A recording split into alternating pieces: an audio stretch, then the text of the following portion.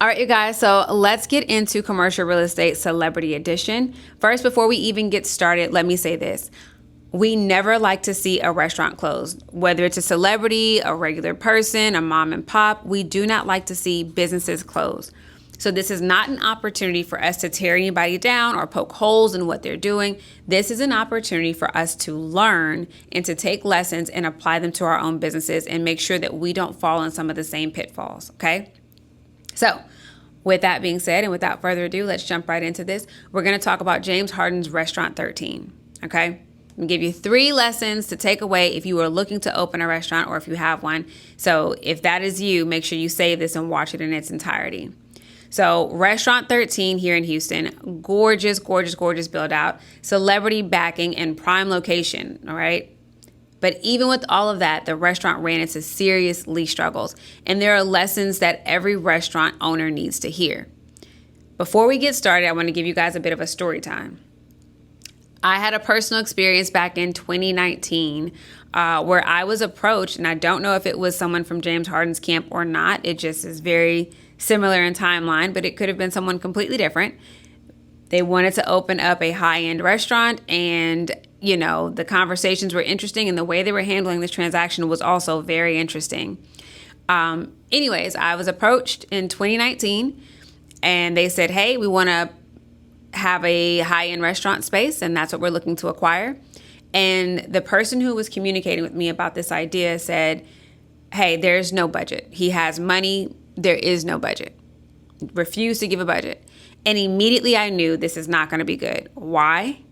Because when you go into commercial real estate, regardless of who you are, athlete, entertainer, celebrity, doesn't matter. I see this all the time. It does not matter your status. When you go into commercial real estate without a clear site selection strategy, without financial guardrails, and with a team that thinks that money is going to solve everything, you're setting yourself up for failure. Real estate doesn't care about your fame. It cares about your numbers, your terms, and your execution. So the first lesson we're going to highlight here is do not overspend on your rent and your build out. Restaurant 13 is a beautiful restaurant, but it is also proof that spending millions on design and decor and locking into high rent spaces does not guarantee foot traffic or profitability. Your occupancy costs and build out budget have to be in alignment with your projected sales.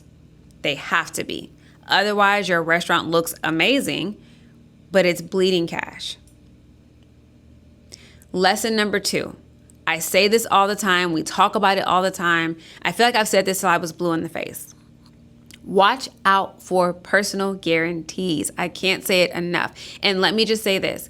I understand that personal guarantees are almost at this point required anywhere you go, unless you have an incredible amount of money behind you, or unless the landlord is like, hey, I really want to get this deal done.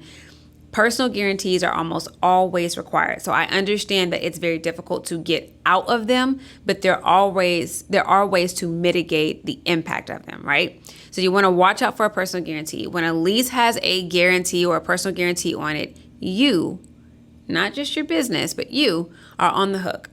So for James Harden and his team, that liability became a reality, right? Landlord is calling on that.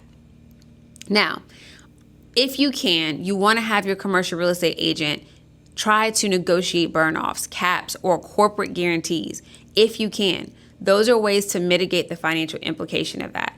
But the last thing that you want to do is allow for one restaurant lease to jeopardize your personal financial future. And specifically for those of us, again, who are not multi-millionaires, this is really, really important for us to make sure that we are paying attention to and we understand the financial implication of, right? Those personal guarantees are not to be played with. Now, last lesson that I'll highlight here is celebrity does not equal success. James Harden's name has a buzz, a huge buzz, but it does not pay the rent. Being a celebrity, an entertainer, an athlete, an influencer, it might get you in the door once, but if your concept, your numbers, and lease strategy are not in alignment, it won't sustain long term. Fame gives you attention, but it does not replace execution.